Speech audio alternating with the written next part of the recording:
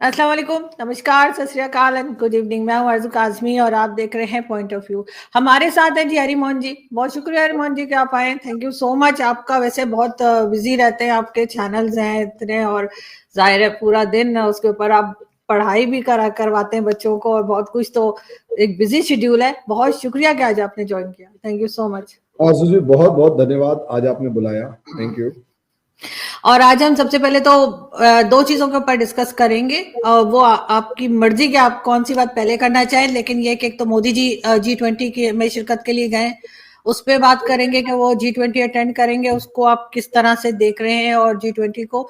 दूसरा, एक न्यूज आपके यहाँ से चली थी राजीव गांधी जी को लेकर, और कबीर बेदी एक film actor, if I am not wrong, मैंने उनको एक आध मूवी में देखा है, खून भरी मांग, वो बस मूवी मैंने उनकी देखी है तो उसकी वजह से मुझे मैं उनको पहचानती हूँ।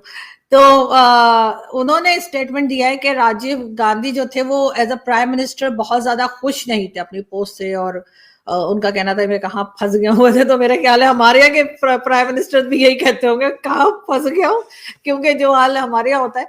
लेकिन इसके ऊपर भी हम बात करेंगे कि आप क्या समझते हैं कि वाकई में उन्होंने ये बात कही होगी, और अगर कही थी तो क्यों। आरजू जी, शुरुआत जो है वो कबीर बेदी के इस स्टेटमेंट से करते हैं। मैंने उसमें वीडियो शेयर किया है, आप एक बार चला के देखिए इसको।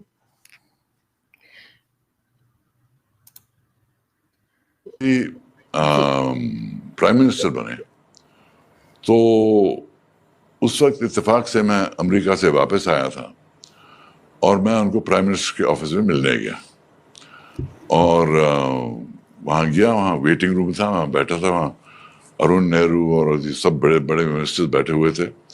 राजीव ने बाहर झांक कर देखा, कबीर आ जाओ आ जाओ। मैं कमरे के अंदर आया, बहुत बड़ा प्राइम मिनिस्टर का ऑफिस, कमाल का इम्प्रेसिव ऑफिस, और चुप से दरवाजा बंद किया और कहा, कहाँ फंस गया हूँ यार तो क्या राजीव, तुम प्राइम मिनिस्टर हो, सीरियस हो जाओ। तुम मुझे मत कहो सीरियस हो जाओ, दिन भर ये लोग मुझे कहते रहते हैं सीरियस हो जाओ। तुम मेरे दोस्त हो, तुम सीरियस की बात मत करो, पुरानी बातें करें, अच्छी बातें करें, मजे की बातें करें। जी, आप खुद सोचकर देखिए, ये बंदा राजीव गांधी के बारे में मतलब एक कैजुअल मैनर में बता रहा है। बोथ वर फ्रेंड्स, दोनों के दोनों दोस्त थे, और जिस तरीके से ये बता रहे हैं। अब प्रॉब्लम ये है, एक तरफ भारत के अंदर राजीव गांधी का नाम, राजीव गांधी का रुतबा इस तरीके का था, बना दिया गया, और खासकर 2004 से 2014 के बीच में जो कांग्रेस रूल था, उसमें राजीव गांधी का रुतबा इतना जबरदस्त बना दिया कि ऐसे लगने लगा कि राजीव गांधी के अलावा इस इंडिया में कोई प्राइम मिनिस्टर हुआ ही नहीं है।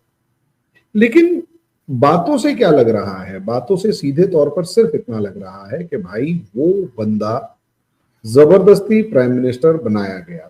वो ऐसा लग रहा है जैसे उसने पॉलिटिक्स में आने की कभी सोची ही नहीं थी। वो बंदा पायलट था, तो प्लेन उड़ा रहा है। अब प्लेन उड़ा रहा है, उस लाइफ को एंजॉय कर रहा है प्लेन उड़ाकर। उसके बाद पूरी दुनिया के टूर पर हैं, अलग अलग प्लेन उड़ा लिया। उसके बाद पार्टीज में जाना, क्योंकि बहुत ज्यादा फ्लाइट टू वो ट्रैवल टाइमिंग्स होते नहीं थे, एक बार ले गए, एक बार वापस ले आए।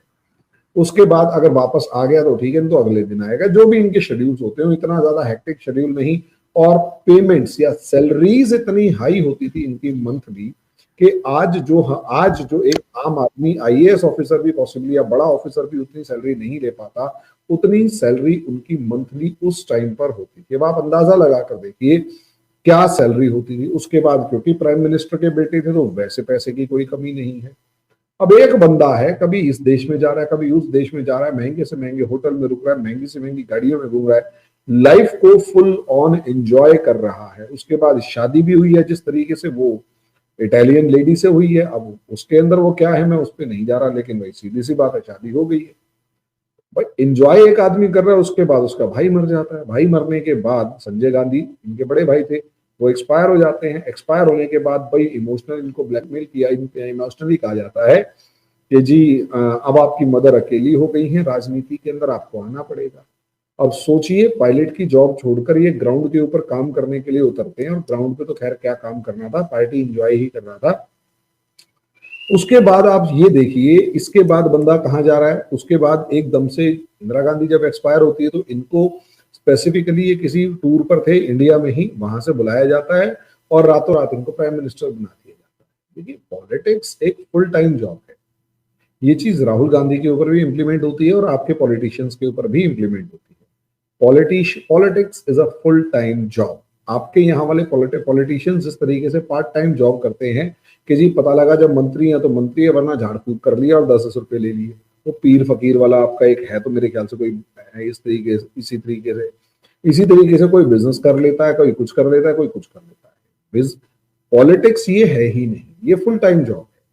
फुल टाइम जॉब का मतलब, और आपको हर टाइम कहीं ना कहीं दिमाग के अंदर ये बातें चल रही होती है। अब इंडिया का सबसे ज्यादा बैड लक देखिए कि इंदिरा गांधी एक्सपायर होती हैं, राजीव गांधी को एकदम से प्राइम मिनिस्टर बना दिया जाता है, जबकि एक बहस तो उस टाइम पर जॉर्ज फर्नांडिस वगैरह, क्या नाम है, उस टाइम के जो लीडर्स थे, ऑस्कर फर्नांडिस वगैरह की ये चल रही थी, और जो कांग्रेस के उस टाइम पर प्राइम लीडर थे उनकी ये बहस चल रही थी कि यार कहीं ऐसा ना हो कि हमारे उस टाइम पर जो प्रेसिडेंट होते थे उनका नाम था ज्ञानी जैल सिंह, सिख थे। राजीव गांधी की ज्ञानी जैल सिंह से बनती नहीं थी, तो इनका प्लान ये था कि कहीं ज्ञानी जैल सिंह आकर राजीव गांधी के प्राइम मिनिस्टर बनने में किसी तरीके का रोड़ा ना अटकाएं, इसलिए उनके आने से पहले वाइस प्रेसिडेंट से ही राजीव गांधी को ओथ दिलवा दी जाए और प्राइम मिनिस्टर बना दिया जाए। इससे अंदाजा लगाकर देखिए कि राजीव गांधी को प्राइम मिनिस्टर बना दिया जाता है। उसके अप्रोक्सीमेट 1 महीने के बाद कांग्रेस वर्किंग कमेटी आकर बैठती है। वर्किंग कमेटी आकर बैठने के बाद डिसाइड करती है और एग्री करती है कि हाँ राजीव गांधी जो है वो प्राइम मिनिस्टरियल कैंडिडेट होंगे। सोचिए हमारे कंट्री इंडिया के अंदर कितनी बुरी फैमिली पॉलिटिक्स चल रही थी कि एक बंदा जो है वो प्राइम मिनिस्टर बनता है और 1 महीने के बाद उसकी पार्टी उसे अपॉइंट करती है कि ठीक है हम तुम्हें अप्रूव करते हैं कि आप प्राइम मिनिस्टर बन सकते हैं। ये इंडिया के फ्यूचर की बता रहा हूं, इंडिया की उस टाइम पर कितने बुरे हालात चल रहे होंगे आप अंदाजा लगा कर देखिए। खैर चलो जी ठीक है, प्राइम मिनिस्टर बन गए। प्रॉब्लम हमारे को उसके बाद क्या आ रही है? प्रॉब्लम ये आ रही है कि एक इनकम्पिटेंट बंदा जो बनना ही नहीं चाहता और उसे ट्रेनिंग दी जा रही है, उसे समझा के बुझा के कहलवा कह के कि भाई तुझे ऐसे नहीं ऐसे करना है, ऐसे नहीं ऐसे करना, और वो बंदा एक नौसिखिए की तरह, नए नए सीखने वाले की तरह हाफ हार्टेडली एफर्ट कर रहा है। और उसके बाद उसको एक बचपन का दोस्त या जवानी का दोस्त मिल जाता है। बचपन और जवानी एक ही चीज के, वो दोस्त मिल जाता है, उसको भाग के कहता है आ यार बचपन की बातें करते हैं, इन लोगों ने मेरा दिमाग खराब कर दिया। तो सोचिए इंडिया कैसे हाथों में था। अब उसको ग्लोरीफाई करने की कोशिश की जा रही है कि राजीव गांधी जो है ये टेलीकॉम रेवोल्यूशन लेके आया और उसके बाद ये लेके आया वो लेके आया। अरे भाई सीधी सी बात है, अभी एक बहुत अच्छा सा एग्जांपल है, अब तक के उसमें रजीम में महाराष्ट्र का सबसे बढ़िया सीएम कौन सा हुआ है? आंसर मिलेगा उद्धव ठाकरे। उद्धव ठाकरे क्यों मिला है? उद्धव ठाकरे इसलिए मिला है क्योंकि उद्धव ठाकरे ने सीएम बनने के बाद अपने जितने भी उस बॉलीवुडिया नाचने गाने वाले थे, इन सारे नचनियाओं को, नाचने गाने वालों को अपने फेवर में किया। उद्धव ठाकरे का बेटा आदित्य ठाकरे इन सब से दोस्ती रखता है। नतीजा उसका ये हुआ, सब ने कभी ना कभी कैसे ना कैसे करके उद्धव ठाकरे के फेवर में ट्वीट्स करने शुरू कर दिए कि ये बेस्ट सीएम है, ये बेस्ट सीएम है, ये बेस्ट सीएम है, ये बेस्ट सीएम। अब सबने ट्वीट करने शुरू कर दिए, तो भाई ऑब्वियस सी बात है, एक बड़े ट्विटर हैंडल से अगर कोई ट्वीट जाता है तो उसका इम्पैक्ट जो है वो दूर दूर तक प्रेजेंट होता है। और जैसे ही दूर दूर तक वो इम्पैक्ट क्रिएट होता है, आप अंदाजा लगा सकते हैं कि माहौल वो इम्पैक्ट क्या क्रिएट, मतलब वो क्या माहौल क्रिएट करता है। अब आप अंदाजा लगा कर देखिए, सबसे बड़ी बात ये है। और इसी वजह से अगर आप देखेंगे तो आपको समझ में आएगा कि माहौल बना दिया गया तो उद्धव ठाकरे बेस्ट सीएम हो गया। लेकिन अगर आप ध्यान से उसको देखेंगे पॉलिटिकल एनालिस्ट की तरह, तो उससे बेकार सीएम आज तक महाराष्ट्र के अंदर कोई नहीं हुआ। अब एक बात, अब इसका दूसरा पॉइंट कहाँ है? राजीव गांधी के साथ भी यही हुआ। राजीव गांधी जब पीएम बनते हैं तो उनका एक दोस्त अमिताभ बच्चन, अब आप अंदाजा लगाकर देखिए, एक दोस्त जो अमिताभ बच्चन है, अमिताभ बच्चन, जया भादुड़ी और रेखा, ये तीनों के तीनों उस टाइम पर स्टारडम के मामले में टॉप पे हैं, पीक पे हैं। और वो तीनों के तीनों कह रहे हैं कि राजीव गांधी से अच्छा कोई बंदा नहीं। राजेश खन्ना को अपनी टीम में लेके आने का मतलब राजेश खन्ना से अच्छा कोई बंदा नहीं। उस टाइम पर सुनील दत्त को टिकट देके चुनाव लड़वाने का मतलब सुनील दत्त से अच्छा कोई बंदा नहीं, उनको मिनिस्टर बना रहे हैं। इसी तरीके से अगर आप देखेंगे तो बहुत सारे ऐसे हीरो थे जो पब्लिक लाइफ के अंदर लार्जर देन लाइफ दिखाई देते थे और पब्लिक उनको फॉलो करती थी, और वो लोग राजीव गांधी के साथ फोटो खींच के राजीव गांधी के फेवर में बड़े बड़े इंटरव्यूज दे रहे होते और कहते हैं कि भाई राजीव गांधी से अच्छा कोई सीएम और पीएम आज तक हो ही नहीं सकता, और उनकी जरा सी कोई बात करके ये कर देते तो उनके लिए बड़े बड़े इंटरव्यूज छापे जाते हैं। मार्केटिंग ऐसी कर दी, और उस मार्केटिंग में एक तरीके से हीरोज को ब्रांड एम्बेसडर इस तरीके का बना दिया गया कि अब कोई भी पीछे मुड़ के राजीव गांधी का एनालिसिस करने की कोशिश करे तो उस टाइम पर यह दिखाई देगा कि राजीव गांधी की कोई बुराई नजर ही नहीं आ रही थी, हर चीज तो परफेक्ट कर रहा था वो। लेकिन आज अगर हम यहां बैठ के देखते हैं तो पता लगा हमारी कंट्री का बेड़ा गर्क करने वाला तो वही इंसान था, half hearted accidental prime minister. अब सोचकर देखिए ना, आज हिंदू मुसलमान का जो मुकदमा है, मुद्दा है, वो सारे का सारा राजीव गांधी का दिया हुआ है। शाहबानो केस के अंदर एक मुस्लिम लेडी शाहबानो अपने हस्बैंड से 180 रुपए महीने का खर्चा मांग रही थी। हमारी सुप्रीम कोर्ट कहती है इस लेडी को खर्चा दे देना चाहिए। पूरा का पूरा सुप्रीम कोर्ट, मतलब पूरी की पूरी पार्लियामेंट ने लॉ बनाया कि सुप्रीम कोर्ट के फैसले को हम रोकते हैं।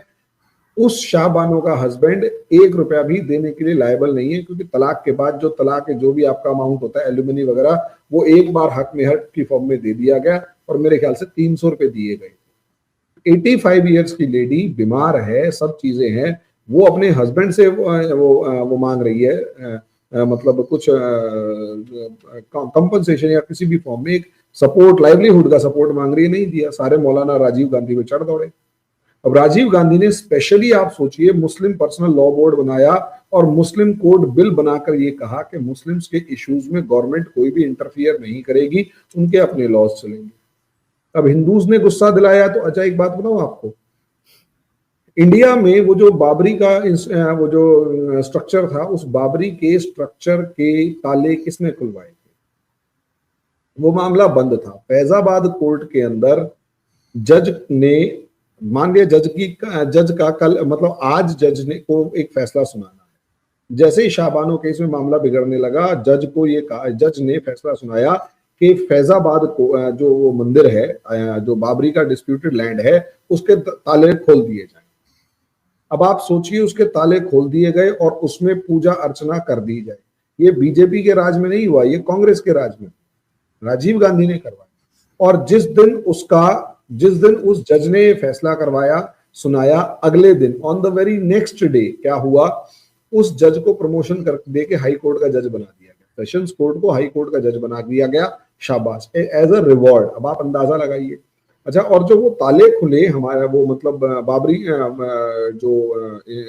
जो बाबरी स्ट्रक्चर था, उसके जब ताले खुले तो उस ताले को टीवी के ऊपर लाइव टेलीकास्ट करवाया गया और ये कहा गया कि देखो राजीव गांधी ने कितना बढ़िया काम किया, कितना बड़ा काम किया है, और जितने हिंदू मुस्लिम इश्यूज थे उनको रिजॉल्व करने के लिए हिंदुओं के फेवर में फैसला, शाहबानों के फेवर में और हिंदुओं को। अब प्रॉब्लम ये था, फिर मुसलमान भड़क जाते तो उनके लिए और बेनिफिट्स दे दिए, फिर हिंदू भड़क जाते हैं तो हिंदुओं को सेटिस्फाई करने के लिए अपना 1989 के इलेक्शन का जो कैंपेन है वो अयोध्या से शुरू कर देते हैं। अब एक बात बताइए, इनकम्पिटेंट बंदा था जिसे पता ही नहीं है क्या करना है, वो तो जैसी जैसी सिचुएशंस चलती जा रही हैं वैसी वैसी सिचुएशंस के अकॉर्डिंग बहता जा रहा है, कोई सॉल्यूशन नहीं कर रहा, कोई काम नहीं कर रहा। बताओ क्या किया जाए?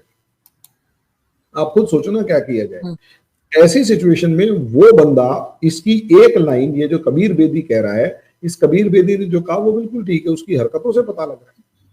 हो सकता है कि पिछले 5-7 साल, मतलब 1984 से लेकर या 1982-83 से लेकर 89 तक या 91 तक ये पॉलिटिक्स सीख गया था। पिछले 8-9 साल के अंदर वो बंदा कुछ काम कर गया था, या यूं कहें वो हैबिचुअल हो चुका था इन पॉलिटिकल मामलों के। लेकिन प्रॉब्लम ये थी कि उसके बाद एक्सपायर हो गया, यानी उसके रियल पोटेंशियल तो हम देख ही नहीं पाए ना। उसके बाद उसको लार्जर देन लाइफ और हीरो और पता नहीं मार्टर और पता नहीं सब चीजें डिक्लेयर कर दी। अब मार्टर और सब चीजें डिक्लेयर कर दी, लेकिन आपको पता है सोनिया गांधी राजीव गांधी के केस के मामले में एक बार भी उस मामले को सुनने के लिए प्रेजेंट नहीं थी कोर्ट रूम में। ना राहुल गांधी प्रेजेंट था कि मर गया क्या करे। ये तो इनके हाल है। तो हम इस फैमिली को कैसे मतलब एक्सेप्ट करें? या हमारी कंट्री के अंदर जो नेपोटिज्म को बढ़ाने वाली बात थी वो इन लोगों ने शुरू करी। भाई राजीव गांधी प्राइम मिनिस्टर जब बनते हैं ना तो मेंबर ऑफ पार्लियामेंट है ना, कुछ भी नहीं है, कुछ भी नहीं है, और उससे पहले कोई एक्सपीरियंस ही नहीं है, और वो बंदा सीधे प्राइम मिनिस्टर बनता है। उसके बाद राहुल गांधी को लोग क्या समझाते हैं कि इस फैमिली के जो बच्चे हैं वो सीधे प्राइम मिनिस्टर बनते हैं। बेवकूफ है। Rajiv Gandhi accidental prime minister था।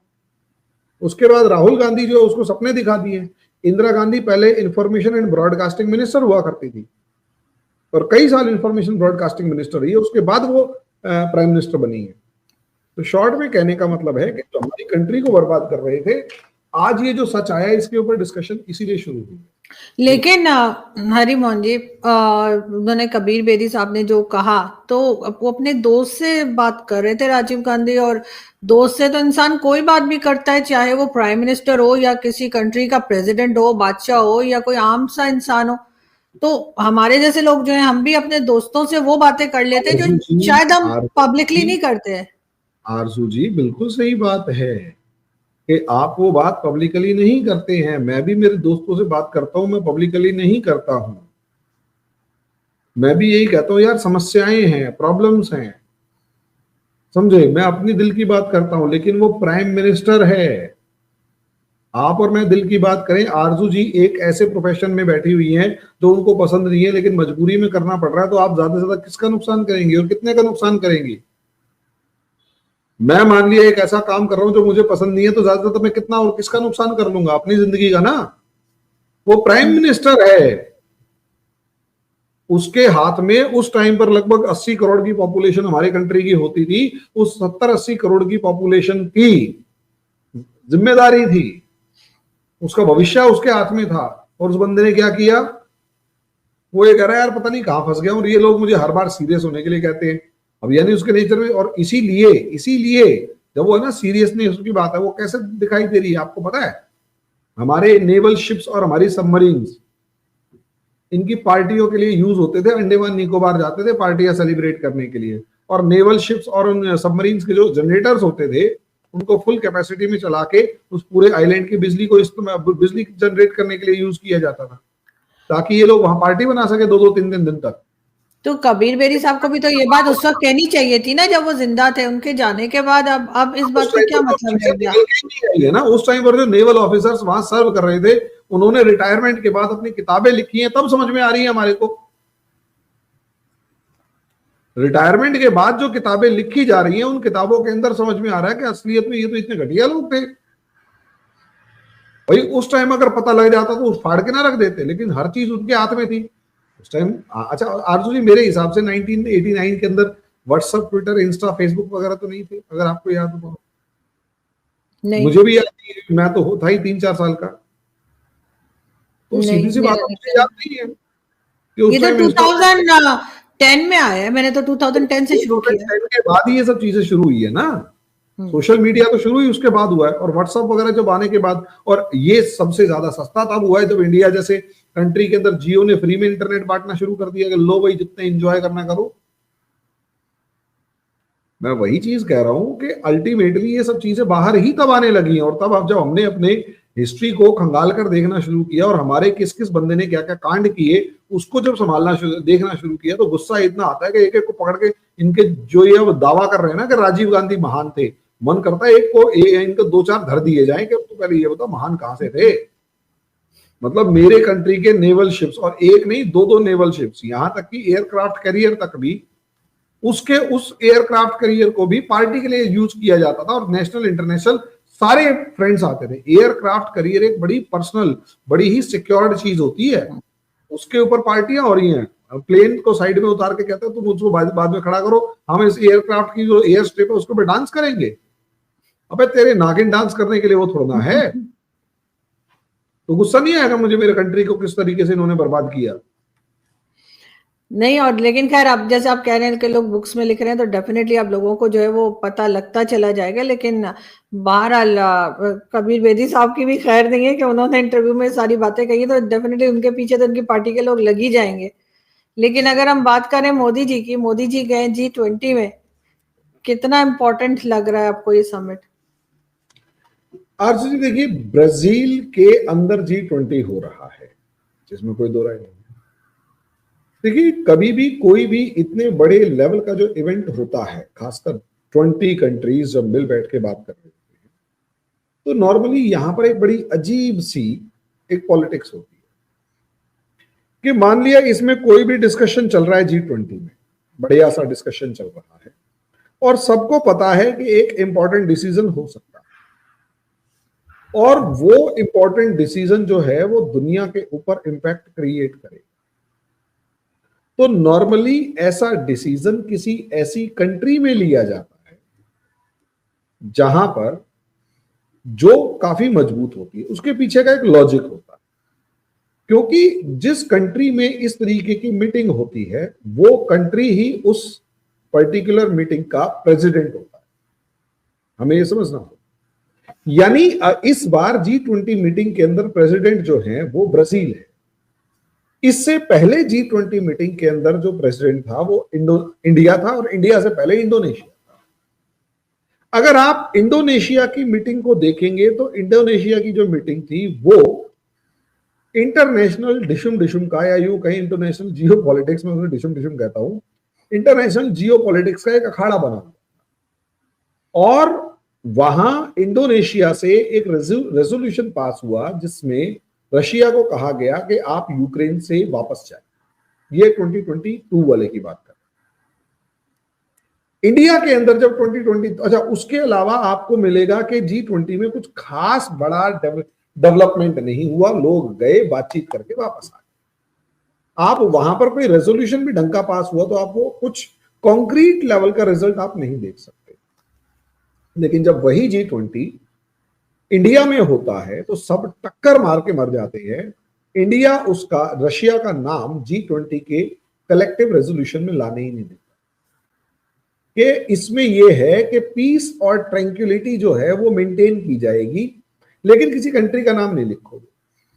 उसमें सारे आ जाएंगे कि जो लड़ेगा वही गलत है। अमेरिका टक्कर मारता रहेगा कि भाई इंडिया मान जाओ कि रशिया का नाम ना, रशिया का नाम नहीं है।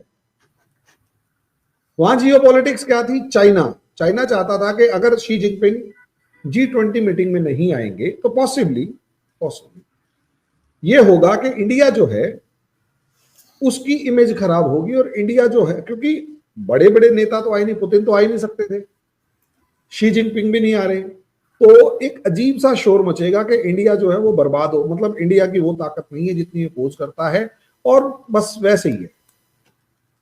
अब हुआ क्या है, उस G20 मीटिंग के अंदर इंडिया ने जो डिप्लोमेसी खेली वो अपने आप में गजब थी। रशिया को तो रशिया का नाम नहीं आने दिया, इसका मतलब रशिया दोस्त है।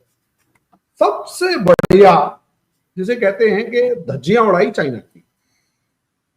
G20 मीटिंग में डिसाइड हुआ बॉम्बे से UAE, सऊदी अरेबिया, जॉर्डन से होते हुए हैफा तक एक international middle east IMEEC international India middle east economic corridor develop किया जाए। अब ये कॉरिडोर असलियत में स्वेज कैनाल और बेल्ट एंड रोड इनिशिएटिव के अल्टरनेट की फॉर्म में देखा गया।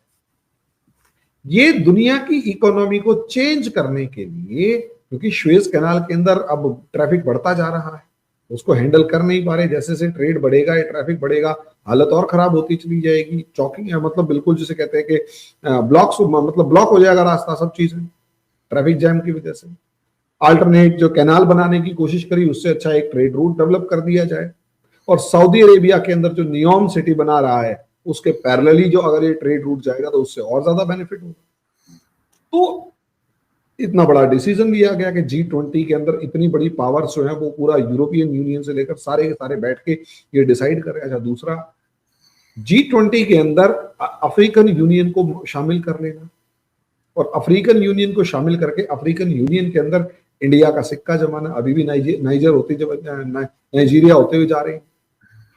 लॉजिक है, दूसरी सबसे बड़ी इकोनॉमी अगर अफ्रीका की है और वहां पर मोदी जी का स्वागत बढ़िया तरीके से हो रहा है, तो उसके अंदर सोचकर देखिए क्या लेवल रहा होगा। मैं वही चीज कहने की कोशिश कर रहा हूं कि इंडिया के अंदर जब G20 हुआ तो वो एक मीनिंगफुल, उसका कॉन्क्रीट रिजल्ट निकल गया।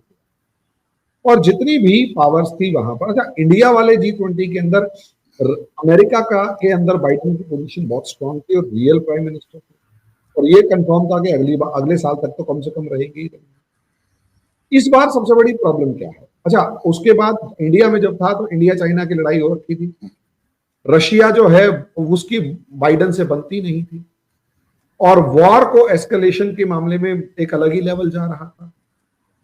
अब क्या होगा ब्राजील के अंदर? ब्राजील में मुझे ऐसा लगता है कि मोदी जी शी जिनपिंग से बात करते हुए देर नहीं लगाएंगे, क्योंकि दोनों अब बातचीत कर चुके हैं।